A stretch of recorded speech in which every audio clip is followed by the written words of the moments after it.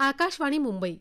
श्रोते हो, आपण ऐकणार आहोत लहानांसाठी मुक्तांगण याविषयी वैशाली वैशंपायन यांची मधुलिका नेरुरकर हिने घेतलेली मुलाखत.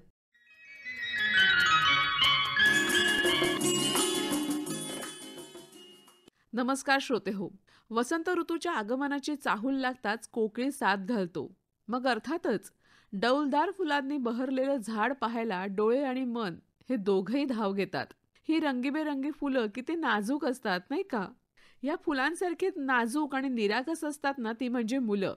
अंगणात खेळणारी, सुट्ट्यांमध्ये मनसोक्त बागडणारी, भावंडांसोबत मित्रमैत्रिणींसोबत धुडगूस घालणारी, हसणारी, खेळणारी मुलं पाहिली ना की कसं छान वाटतं. पण हल्लीच्या टेक्नोसायवी जगात ना मुलांचं बालपण कुठंतरी हरवत चाललंय. घड्याळाच्या काट्यावर धावणारं आईबाबांचं नोकरी व्यवसायाचं शेड्यूल, यामध्ये ही मुलं कुठेतरी हरवल्यासारखी दिसतायत. सुट्ट्या म्हटल्या ना की या ना त्या कोर्सच्या साखळीत अडकलेली मुलं दिसतात. मुळात पालक आणि मुलांमधला संवाद हा कुठे हरवत चाललाय का? यामध्ये कुठली अडचण येते का?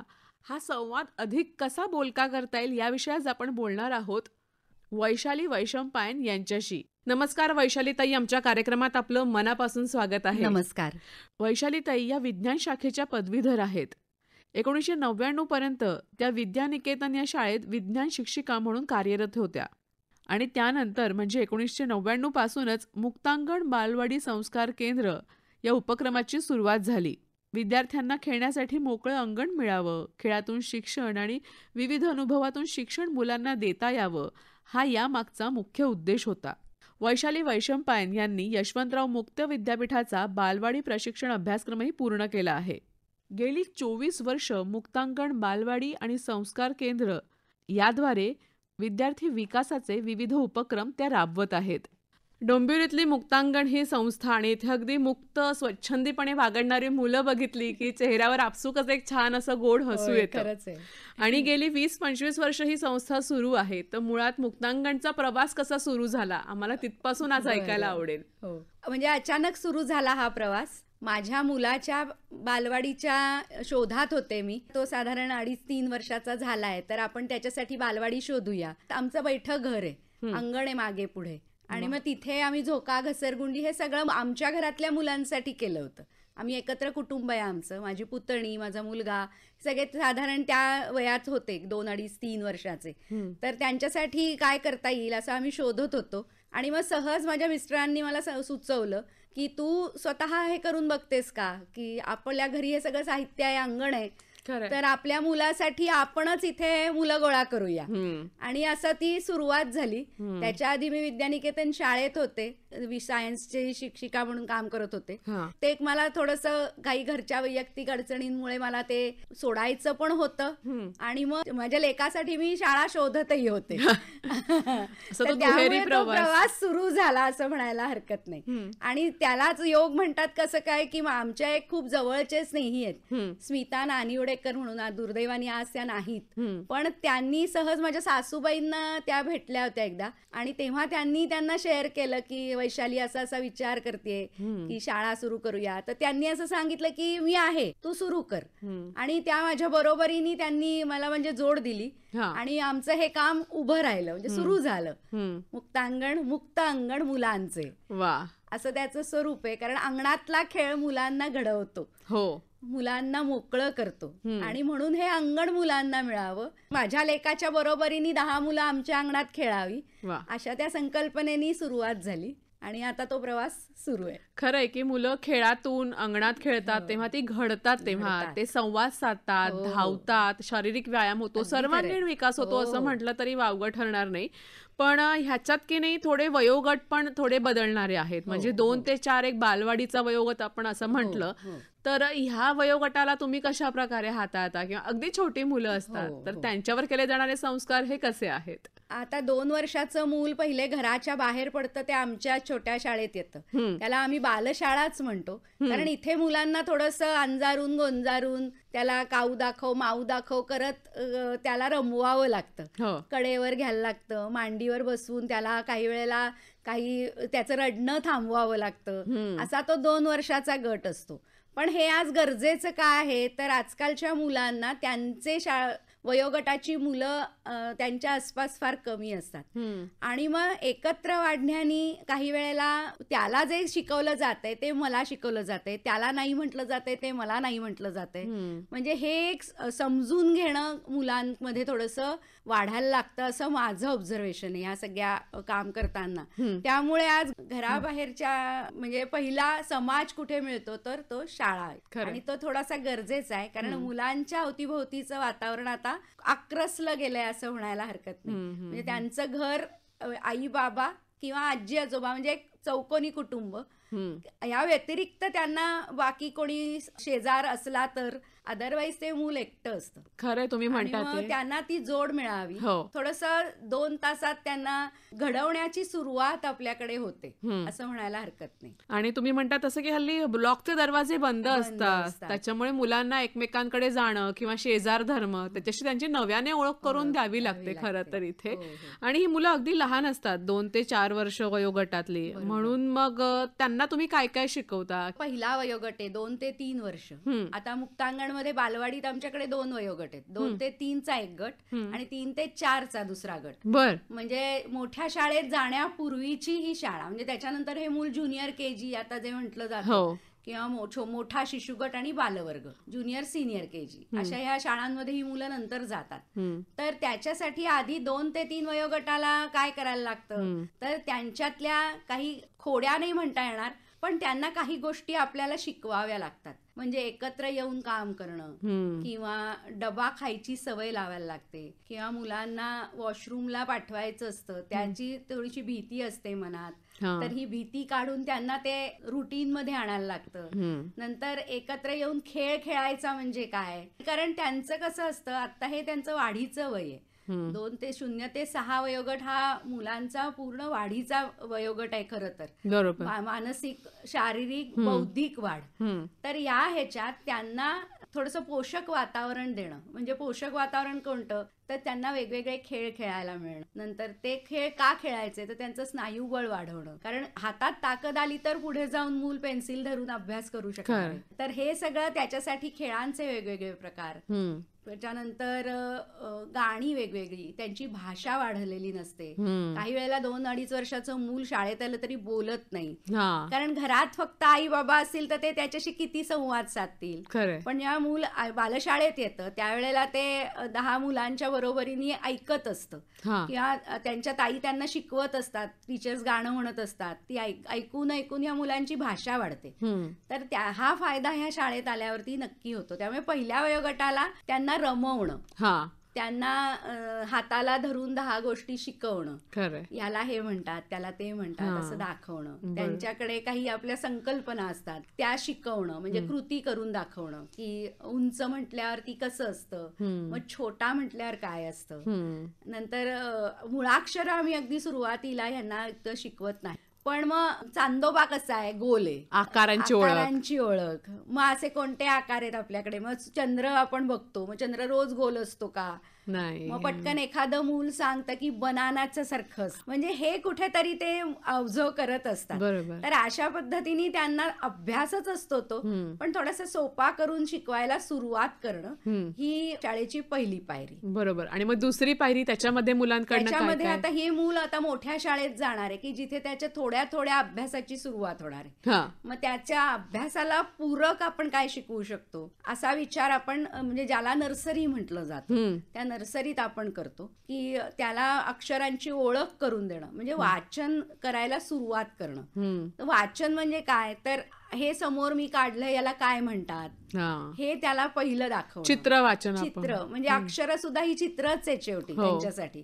तर ती चित्र दाखवणं, त्याच्यावरनं त्यांना ती रोज त्याचा सराव करून घेणं, हम्म. त्याच्याबरोबरीने काही खेळाच्या माध्यमातून त्यांचे उपक्रम घेणं, हम्म. नंतर त्यांना हाताला सराव देणं, हा. म्हणजे मग पाणी भरणं, हा. म्हणजे हे सतत सातत्याने तुमची जी बोट आहेत त्या बोटांना व्यायाम देण्यासाठी ब्लॉक्स जोडायचे खेळ असतात, किंवा आकारांची ओळख होण्यासाठी ते दट्टापेटी म्हणून असतं की ज्याच्यात वेगवेगळे आकार असतात, मग ते काढणं घालणं, म्हणजे सातत्याने मूल त्या हातांच्या बोटांचा वापर करत असतं. तर हे सगळं त्यांना आपल्या या गटात जास्त करून शिकवतो. आणि त्याच्या बरोबरीने वाचन वाढवणं आणि लेखनाचा सराव देणं.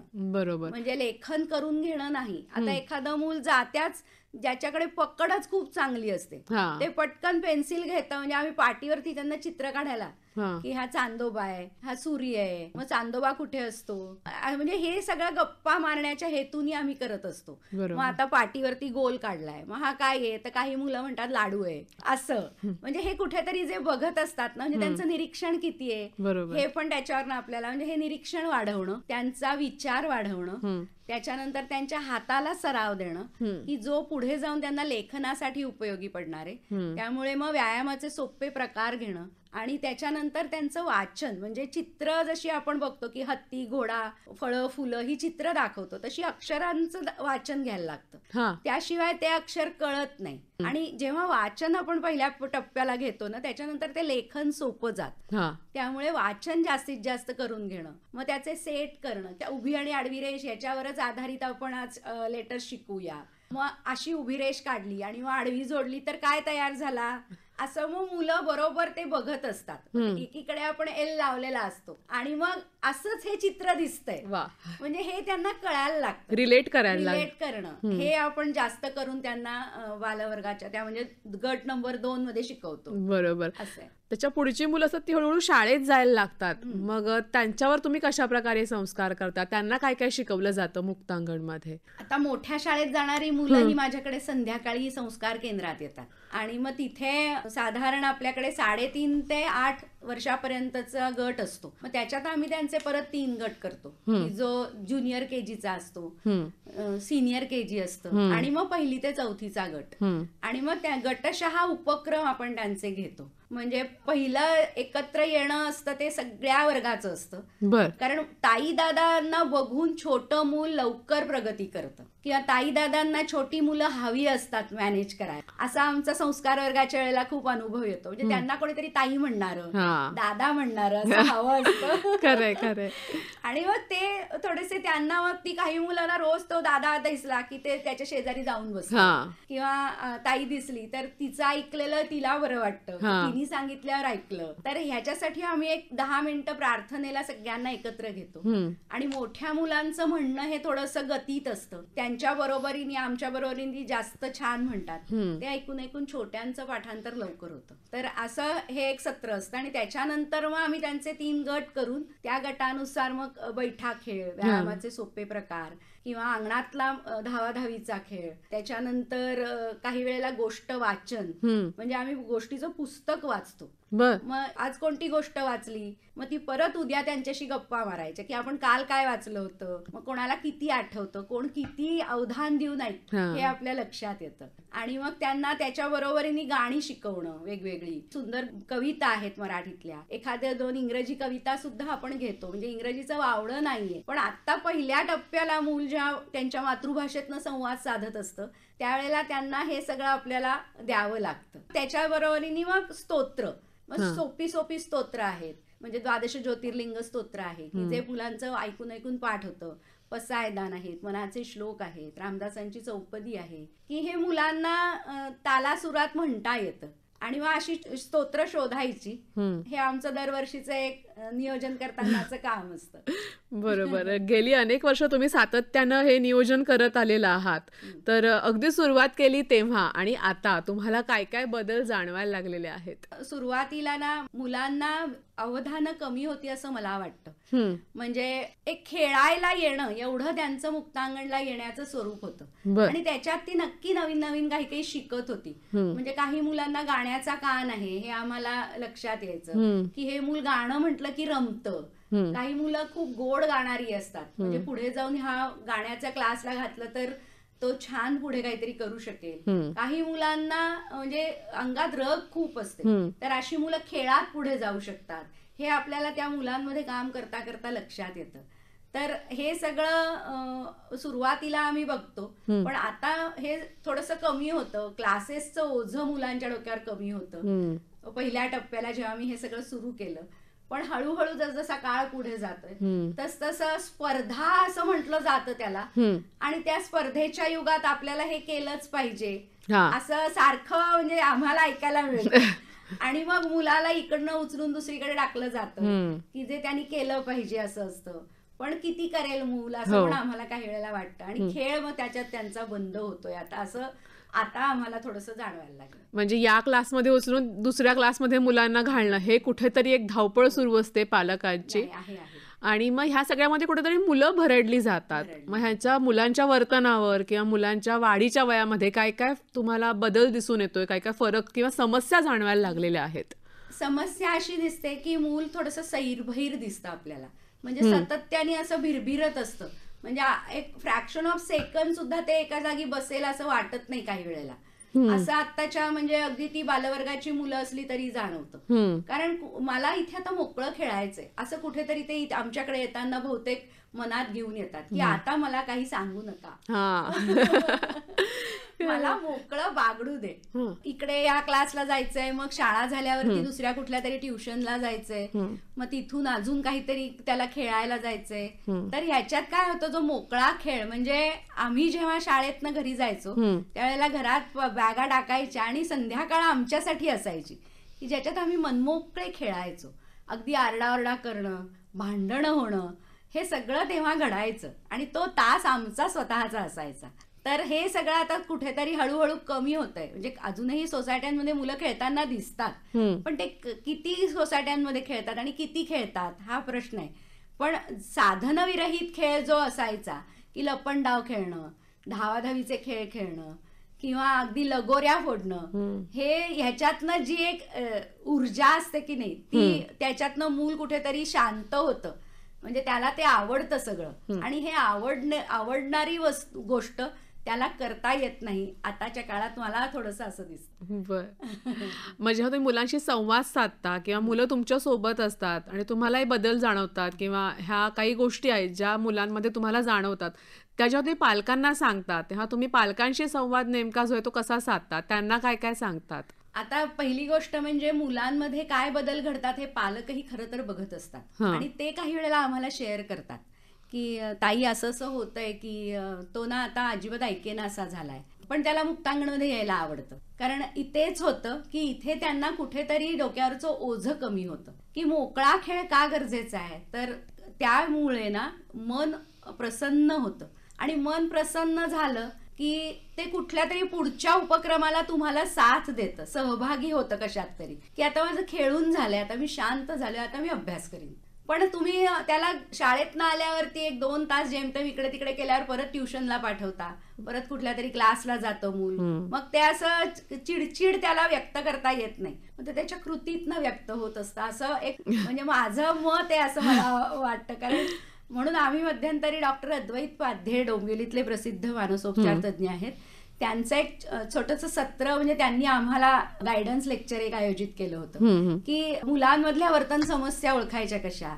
मग त्याच्यातलं आता वर्तन समस्या म्हणजे ती पुढे जाऊन स्वमग्नता किंवा अतिचंचलता ह्याच्यावरती जाते, ज्याला ऑटिझम, हायपर ऍक्टिव्हिटी असं म्हटलं जातं. तर हे प्रश्न आता खूप वाढायला लागलेत. असं आत्ता म्हणजे जेव्हा हा नवीन एक 5-6 वर्षात मी जास्त अनुभवते की अनेक मुलांमध्ये आपल्याला अतिचंचलता जाणवते.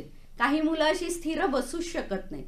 मग प्रत्येक वेळेला त्यांच्यात ती अतिचंचलता हा दोष नसतो असं पण असतं. पण थोडंसं तज्ज्ञांचं मार्गदर्शन जर त्यांना मिळालं की त्याच्यासाठी, त्याच्या शांतपणासाठी काय करायला लागेल, असं काही वेळेला सायकोलॉजिस्ट सजेस्ट करतात की तुम्ही त्याला मोकळं खेळायला पाठवा. मग अशी मुलंही मुक्तांगणात येतात की ज्यांना खेळून, आणि खरंच काही मुलांमध्ये तसा बदल घडतो. पण मग जी काही हायपर ऍक्टिव्ह किंवा लर्निंग डिसॅबिलिटी असणारी मुलं आहेत, जेव्हा तुम्ही हे पालकांना सांगता तेव्हा पालक हे लगेच स्वीकारतात की नाही स्वीकारत, त्यांची रिॲक्शन, प्रतिक्रिया काय असते? आता एक जी मुलं असतात घरात एकटं असतं आणि आई बाबा आजी आजोबा ह्यांच्याबरोबर जेव्हा ते वावरत असतं त्यावेळेला काही वेळेला ना ह्या मुलांमधले हे दोष लक्षात येत नाहीत. म्हणजे एखादं 2.5-3 वर्षाचं मूल बोलत नाही तर असं होतं की बोलेल, किंवा घरात मस्ती करतं, एकटाय म्हणून मस्ती करतं, असं काही वेळेला ते गृहीत धरलं जातं. पण जेव्हा तो अशा ठिकाणी येतो की जिथे त्याच्या बरोबरीची सगळी मुलं खेळतायत आणि अशा वेळेला ते मूल जेव्हा त्या मुलांमध्ये सामावलं जातं, त्यावेळेला काही मुलांमधला हा वेगळेपणा जाणवतो की सातत्याने तो आपल्याला नजर देत नाहीये किंवा सतत एकच कृती करत राहतोय, गरगर गरगर फिरत राहतो किंवा एखाद्या गोष्टीकडे टक लावून बघतोय आणि आपल्याला रिस्पॉन्सच देत नाही. किंवा म्हणजे त्याला तुम्ही अडवलं की जोरात ओरडायचं, किंचाळायचं, असं काही मुलं करतात. काही मुलं अजिबात कुठली कृती करत नाहीत, म्हणजे ती आली की नुसती शांत बसून राहतात, म्हणजे बोलत नाहीत. काही मुलांचं स्पीच डेव्हलपच होत नाही, नसतं झालेलं. तर ह्या वेळेला असं सुरुवातीला असं आपण म्हणायचो की होईल 3 वर्षाचा झाला की बोलेल, पण कुठेतरी ना आता हे सगळे प्रश्न त्याच्यात असतात. काही मुलांमध्ये ह्या स्वमग्नतेमुळे मूल बोलत नसतं किंवा अतिचंचलतेमुळे मूल त्या कृतीला तुम्हाला सहकार्य करत नाही किंवा ते शांत बसतच नाही, त्यामुळे ते ऐकत नाही. ऐकलं नाही की त्याला एक्सप्लेन करता येत नाही, त्याची भाषा वाढत नाही. त्यामुळे ही जे मुलांमधले बदल आहेत हे आता आपल्याला इथे दिसतात. तर अशा वेळेला जेव्हा आम्ही पालकांना समोर बसवून बोलतो त्यांच्याशी, तेव्हा काही वेळेला 1-2 पालक असे असतात की जे खूप छान आपल्याला हे करतात, ताई बरं झालं तुम्ही सांगितलं, कारण आम्हाला तो मस्ती करतोय असं वाटतं, पण त्या मस्ती करण्यामागचं हे कारण असू शकतं हे आमच्या लक्षात आलं नाही. मग वेळेवारी तज्ज्ञांचा सल्ला घेतला, तुम्ही तुमच्या फॅमिली डॉक्टरशी आधी बोला, त्यांनी काय सजेस्ट केलं तर तुम्ही पुढे जा, पण थांबवू नका. असं म्हटल्यावरती काही असे पालक आहेत की ज्यांनी त्याच्यावर सातत्याने काम केलं आणि त्या मुलांमध्ये हळूहळू बदल दिसले. मग काही वेळेला या मुलांना ऑक्युपेशनल थेरपीची गरज असते किंवा स्पेशल लर्निंगची गरज असते,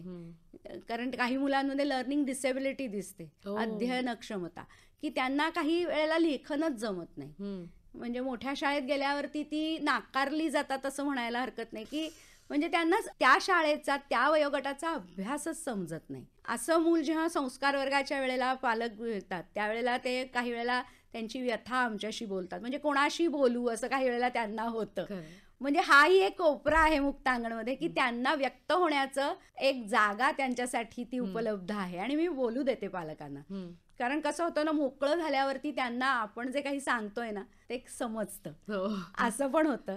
आणि मग एखाद दुसरा पालक असा असतो की जो म्हणतो की असं कसं असू शकेल, माझं मूल नॉर्मलच असेल. म्हटलं नॉर्मल असतंच, फक्त तुम्ही शंका आहे आपल्याकडे, कारण त्याच्या या वर्तनात आपल्याला बदल दिसतात, तर तुम्ही एकदा बोला. मग अशा वेळेला काही वेळेला ते शाळा सोडतात, पण मग नंतर त्यांना पुढे जाऊन तो त्रास काय होणार आहे हे आम्हाला आता एवढ्या वर्षाच्या प्रवासात जेव्हा मूल असं समोरून येतं ना त्यावेळेला लक्षात येतं की ह्याच्यात काहीतरी थोडासा फरक आहे.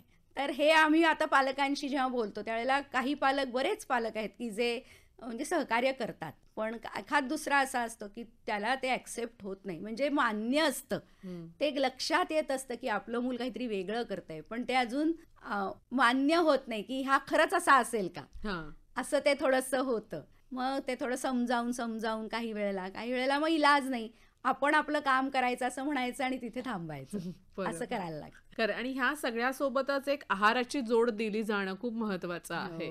हा मुख्य मुद्दा आहे. हल्ली एवढं सगळं काय काय असतं बाहेर खायचं. आणि आता म्हणून मी पहिला जो प्रवास मी म्हटलं की काय बदल झाले, आमच्या वेळेला जे घरात केलेलं असेल तेच खायचं आणि बाहेरचं खाणं तर आम्हाला आठवतच नाही, असं आम्ही होतो. म्हणजे आज बदल काय घरात, तर आज पोळी भाजीच्या ऐवजी घावन असेल किंवा थालीपीठ असेल, असं नंतर मग कधी एखादी दिवशी पावभाजी असेल.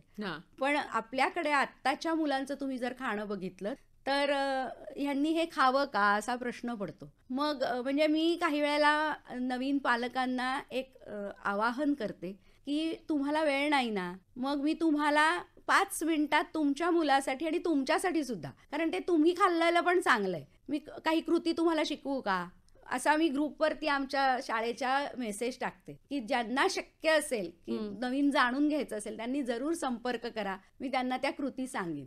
असं म्हणजे आम्हाला आता आवाहन करायला लागतं. म्हणजे मुलांना पोळीचा लाडू माहिती नाही, फोडणीचा भात माहिती नाही, मग काय खातात मुलं तर ते चकलीचे तुकडे किंवा असं ते आजकाल ते कोरडा खाऊ जो म्हणतो आपण ज्याला, हा. तो डब्यांमध्ये येतो. आणि मग जेव्हा आम्ही असं सुचवतो की तुम्ही हे का आणता, मग आणूच नका, म्हणजे आज डॉक्टर्स सुद्धा तुम्हाला सांगतायत तर तुम्ही थोडंसं कडक राहिलं पाहिजे. पण मग हे होत नाही, मग टीचर तो दुसरं काहीच खात नाही, पण मग हे खाल्लेलं त्याला त्रास होतोय ना, मग तुम्ही काय कराल, असं म्हणजे त्यांना थोडंसं पॅम्पर पालकांनाही करावं लागतं असं म्हणायला हरकत नाही. थोडं उलटीकडनं प्रवास करावा लागतो. खरंय. म्हणजे थोडं समजावून हा. की बस इथे मी तुला शिकवते. हा. म्हणजे याही वर्षी मी काय खाऊ नये आणि काय खावं अशी एक मोठी यादी आमच्या शाळेच्या ग्रुपवरती पाठवली होती बर. की काय करता येऊ शकतं 5 मिनिटात. तुम्ही जर आता मुगाचं पीठ दळून आणलं तर तुम्ही 5 मिनिटात धिरडं घालून देऊ शकता. म्हणजे असं त्यांना सांगावं लागतं. व्हेअरॅज हे आमच्या म्हणजे इव्हन मी माझ्या मुलाच्या बाबतीतही असं कधी केलं नव्हतं. अगदी अगदी आपण आता बरंच नाहीये, झोपूनच आहोत, तर एखाद दिवशी ते समजू शकतो. पण अनेक पर्याय आहेत. त्याच्यात खजूर आहे मुलांना देण्यासारखा, वेगवेगळ्या प्रकारच्या चिक्क्या असतात, डाळीची चिक्की, दाण्याची चिक्की ती देता येते, चणे दाणे खाऊ शकतात मुलं, एखादं छोटंसं केळं देता येतं. असे पर्याय पण आहेत ना की ज्यानी ते त्याची भूक शांत होते. या मुलांची हे कोरडं खाण्यानी भूक शांत होत नाही आणि ते कायम तुम्हाला अशांतच दिसतं. बरोबर. असं थोडंसं आहार त्यामुळे खूप महत्वाचा आहेच. आणि आता जेव्हा हा आहाराचा विषय आहे त्यावेळेला म्हणजे आता ही जी रेसलेस वगैरे ह्या मुलांच्या बाबतीत डॉक्टर सजेस्ट करतात की शुगर कंटेंट म्हणजे ज्याच्यात जास्त प्रमाणात साखर आहे, म्हणजे आताची बेकरी प्रॉडक्ट्स किंवा वेगवेगळ्या प्रकारची बिस्किट, पॅक फूड हे खरं तर मुलांना द्यायचं नाही. म्हणून आम्ही मुक्तांगणात वाढदिवस पण साजरे करणं बंद केलं. आम्ही फक्त शुभेच्छा देतो. कारण वाढदिवसाला मी खूप पर्याय दिले होते की तुम्ही साळीच्या लाह्यांचा चिवडा करून द्या किंवा मुलांना चणे दाणे द्या ना, मुलांना आवडतं तर असं तुम्ही द्या.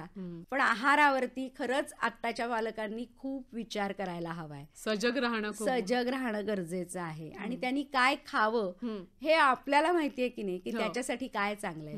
आणि त्यामुळे ते आपण थोडंसं त्याच्यात इनिशिएटिव्ह, आई बाबा म्हणून इनिशिएटिव्ह घेणं गरजेचं आहे. वाढदिवसाला चॉकलेट वाटली जातात, पण आता एखाद दिवशी जर 3-4 मुलांचा वाढदिवस असतो तर त्या दिवशी जर 4 चॉकलेट मुलांना दिली तर मग त्याचा हट्ट होतो आणि मूल आहे ते हट्ट करणारच. त्यामुळे आपण त्याला तिथे नाही म्हणू शकत नाही. पण चॉकलेट किती खायचं, पूर्वी ते अप्रूप होतं, एक चॉकलेट मिळालं तरी खूप आनंद व्हायचा. आता ती चॉकलेट रेग्युलरली तुम्हाला दिसतात, म्हणजे इतके सुंदर सुंदर त्याची रॅपर्स असतात की बघून आपल्याला घ्यावंसं वाटतं. त्यामुळे मुलाचा दोष नसतो. पण मग असे पदार्थ किती खावेत असं डॉक्टरांनी सुद्धा सुचवलेलं आहे की या मुलांना हे इतके गोड पदार्थ का द्यायचे नाही, त्याचा त्यांना का बरं त्रास काय होऊ शकतो किंवा ती चंचल होतात का, हे सगळं म्हणजे ते पुढे जाऊ नये. पण म्हणून मग आता डॉक्टरांनी असं सुचवलंय की जे रोजचं नियमित खाणं आहे ते जास्त करून मुलांनी व्यवस्थित खावं. त्यामुळे मग आपण चॉकलेट्स, बिस्किट हे कमी दिलं तर चालेल की नाही असा आपण विचार करायचा. नक्कीच नक्कीच. आणि हे रोजचं जेवण किंवा रोजचा आहार घरातला सुरू असताना असं होतं की त्यांच्यासमोर सतत टीव्ही किंवा मोबाईल सुरू असतो, त्याच्यामुळे त्यांचं एक्सपोजर सुद्धा खूप वाढलेलं आहे. तर ह्याचा किती परिणाम आता मुलांवर होताना दिसतोय, तुम्हाला ह्यातले काय काय बदल जाणवले? म्हणजे मध्यंतरी एकदा असं झालं होतं की एक पालक माझ्याकडे आले होते, म्हणजे आई नोकरी करणारी आणि घरात त्याला सांभाळायला मावशी असायच्या आणि तो ती कार्टून्स बघायचा आणि मग ते रोज त्याचं ते नियमित होतं कार्टून बघणं.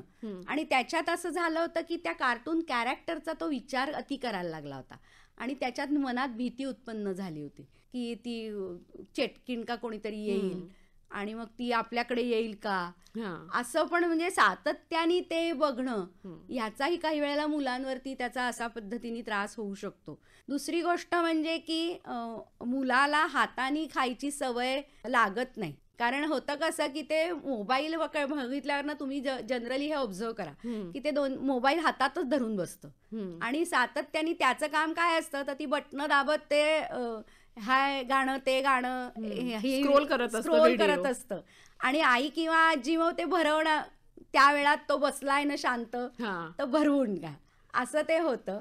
त्यामुळे हाताने जेवायची सवय काही वेळेला मुलांना पटकन लागत नाही आणि आपण काय खातोय हे कळत नाही आणि मग ते खात राहतं. काही वेळेला ते नाही म्हणतं आणि मग ते मोबाईलमध्ये अडकून जातं. इतकं आता ते परिणाम व्हायला लागलाय मुलांवरती. म्हणजे मुलांच्या खाण्यावरती याचा परिणाम होतोय. म्हणजे ते नीट जेवत नाही आणि मग जेवणार कधी, तर मला मोबाईल दे तर मी जेवेन. आणि मग मोबाईल, तर त्याचं सगळं लक्ष त्या मोबाईलवरती असतं आणि तो ते खात असतो. काही वेळेला हा कार्यक्रम तास तास चालतो. तर मग किती वेळात जेवावं, मग ते चावतंय की नाही, मग ती चावण्याची क्रिया महत्वाची आहे. हे खरं तर आपल्याला हे शिकवलं जातं लहानपणापासून, की एक घास 30 वेळा चावून खावा. पण हे मूल सगळं गिळतं. काही वेळेला त्याचा अति खाण्यामुळे सुद्धा त्याला त्रास होतो. काही वेळेला न खाण्याचे पण परिणाम त्याला भोगावे लागतात. शेवटी ते म्हणजे मूल चिडचिड झालं की मग आईवडिलांनाही त्याचा त्रास होतोच ना. त्यापेक्षा मोबाईल देणारं कोण आहे, तर आपण. त्यामुळे आपणच काही बंधनं घालून घेतली तर, की आपण घरात, आता समजा तुमच्या घरातली प्रत्येकाची यायची वेळ वेगवेगळी आहे, ऑफिसवरनं येणारी व्यक्ती, तर मुलाच्या बरोबरीने जो उपस्थित आहे त्यांनी मुलाबरोबर बसून एकत्र जेवण्याचा आनंद घेतला, तर गप्पा मारल्या, थोडीशी एखादी गोष्ट सांगितली, किंवा थोडंसं मोठं मूल असेल तर दिवसभरात काय केलं, मग माझ्या ऑफिसमध्ये काय मजा झाली, मग अशी मज्जा असं सांगितल्यावर कदाचित मूलही त्याच्यात रमतं आणि मग ते तुमच्या बरोबरीने बोलत बोलत एकीकडे त्याचं जेवणही कदाचित छान होईल. हे अनुभव घ्यायला हवा. निश्चितच. आणि हा खरं तर खूप मोठा प्रवास आहे. तुम्ही इतके वर्ष, अनेक पिढ्या तुम्ही खरं तर मुलांच्या घडवलेल्या आहेत. तर एक शिक्षिका म्हणून देखील तुम्ही स्वतः घडत गेलात, तर प्रश्नच नाही. त्याविषयी आम्हाला जरा सांगा. म्हणजे विद्यानिकेतन शाळेत मी पहिल्यांदा शिक्षिका ह्या पेशाने मी जॉईन झाले. डोंबिवलीतली शाळा आहे इंग्रजी माध्यमाची, तिथे मी विज्ञान शिक्षिका म्हणून काम करायला सुरुवात केली. आणि तिथे मला शिक्षिका होण्याचा आनंद काय असतो तो खरा कळला.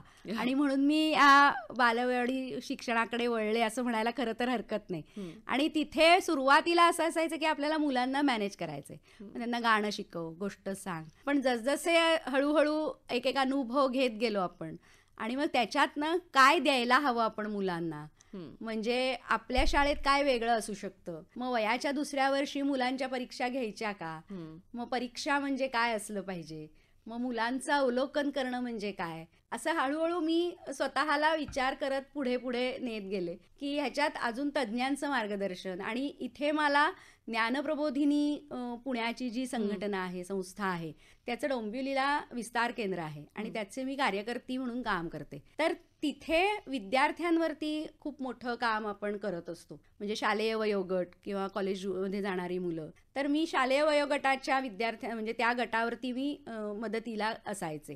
तर त्यामुळे आम्हाला विद्यार्थ्यांशी जोडून घेताना काय काय उपक्रम असतात किंवा आमच्यासाठी मार्गदर्शक शिबिरं व्हायची, तर त्याचा फायदा नकळतपणे मला मुक्तांगणच्या या उपक्रमासाठी नक्की झाला. की अभ्यास म्हणजे नक्की काय किंवा तो कसा घेतला गेला पाहिजे. मग मुलाला, म्हणजे प्रत्येक मुलात काहीतरी बुद्धिमत्ता आहे, मग आपण त्याला नाकारायचं का. म्हणजे जसं मी म्हटलं तसं की एखादं मूल स्वमग्न आहे, तर म्हणून आम्ही अगदी घेतोच मुलं ती, की त्याचं आणि माझं नातं जोडलं गेलं पाहिजे पुढचं पुढे, असं थोडंसं. म्हणजे त्या मुलांसाठी मग हे प्रश्न काय आहेत हे हळूहळू मी त्याचा एक पुस्तक वाचन सुरू केलं की ह्या प्रश्नांवरती. मग मी मगाशी म्हटलं तसं की डॉक्टर अद्वैत पाध्यांचं जे डोंबिवलीतले सायक्रियाटिस्ट आहेत त्यांचं एक मार्गदर्शक शिबिर त्यांनी या गटासाठी केलं होतं, अशा स्पेशल मुलांसाठी, की ही मुलं ओळखायची कशी. मग हळूहळू हे असं स्वतःला आपण वाढवत जातो असं म्हणायला हरकत नाही. खरंच. आणि आता अगदी की यातून मिळणारा आनंद, लहान मुलांना घडताना बघायचा आनंद, हा खरंच खूप छान असतो, खूप मोठा असतो. आणि म्हणजे एक निरागस वय असतं, आपल्याला अगदी येऊन बिलगतं, कशी आहेस तू मावशी असं म्हटलं की आपल्यावरचे सगळे ताणतणाव निघून जातात असं म्हणायला हरकत नाही. आणि नित्य नवा दिवस आनंदाचा असं मला कायम हे काम करताना वाटत असतं. कारण एक तर कसं होतं की तुम्ही जर एखाद दिवशी या मुलांमध्ये असं कधी काम केलं ना, तर तुम्हालाही लक्षात येईल की यांना आज शिकवलेलं गाणं उद्या आवडत नाही, आपण नवीन काहीतरी म्हणूया. आणि मग आम्ही जी सतत मी म्हटलं की भर घालत जायला लागतं की मग आता हे गाणं आपण आज या वर्षी शिकवलंय, आपण आता 2 महिने सलग हे म्हणतोय, मग आता नवीन काय. म्हणजे आपलाही सातत्याने शोध सुरू राहतो, आपण स्वतःला सतत नवीन काहीतरी शोधण्याच्या याच्यात स्वतःला आनंदी करत असतो. हो. असं पण मला वाटतं की या निमित्ताने आपण आनंदाचा शोध घेतोय का काय वा. असं वाटतं. आणि आता आम्ही ज्यांना रडत मोठं केलं हम्म. की आता 1-2 मुलं आमच्याकडे अशी होती की ती अगदी धाय मोकलून रडायची. आई गं. म्हणजे तिला म्हणजे वरती आमची बैठक घर आहे आणि हा. पहिल्या मजल्यावरती शाळा, तर ती आणि मी आम्ही खाली असायचो आणि खाली आमच्या घरात मी तिच्या बरोबरीने ती माझ्या मागे मागे फिरायची आणि मी मग आज हे करूयात का, मग चल आता आपण आज भांडी जागेवर ठेवूया. म्हणजे का तर मी बिझी दिसले की ती तोंड बंद करून माझ्या मागे उभी असायची. पण आज जेव्हा ती मला ऑक्युपेशनल थेरपिस्ट झाली म्हणून पेढे द्यायला आली तेव्हा मला खूप आनंद वा. झाला. तर हे खूप आनंदाचे आणि मोलाचे क्षण असतात. हम्म. नंतर आमचं अंगण असल्यामुळे आमच्या अंगणात रायावळ्याचं झाड, गुंजेचं झाड आणि जी म्हणजे एक 7-8 वर्षापूर्वी मुलं होती ती जेव्हा आता ग्रॅज्युएट झाली हम्म. किंवा जी काही वेळेला आमच्या घरी येतात त्यावेळेला मावशी अजून ते झाड आहे का ग, हा. गुंजेचं झाड, म्हणजे त्या गुंजा वेचून त्याच्या रांगोळ्या आम्ही काढल्या होत्या. वा. तर हे सगळं खूप आनंद देणारं आणि मुलांमध्ये सातत्याने जे बदल घडतात ते तर आपण बघतच असतो. हम्म. पण जेव्हा ते येऊन पुन्हा मुक्तांगणला येऊन म्हणतं की मावशी मी आज येऊ का, त्यावेळेला आम्हाला खूप आनंद होतो. क्या बात है. वैशालीताई, आज तुम्ही इथे आलात आणि खूप छान तुमचे अनुभव आम्हा सगळ्यांना सांगितलेत. त्याबद्दल आकाशवाणीतर्फे आणि समस्त श्रोत्यांतर्फे मी आपले आभार मानते. धन्यवाद. मनपूर्वक आभार. श्रोते हो, लहानांसाठी मुक्तांगण याविषयी वैशाली वैशंपायन यांची मधुलिका नेरुरकर हिने घेतलेली मुलाखत आत्ताच आपण ऐकली. ही आकाशवाणीच्या मुंबई केंद्राची निर्मिती होती.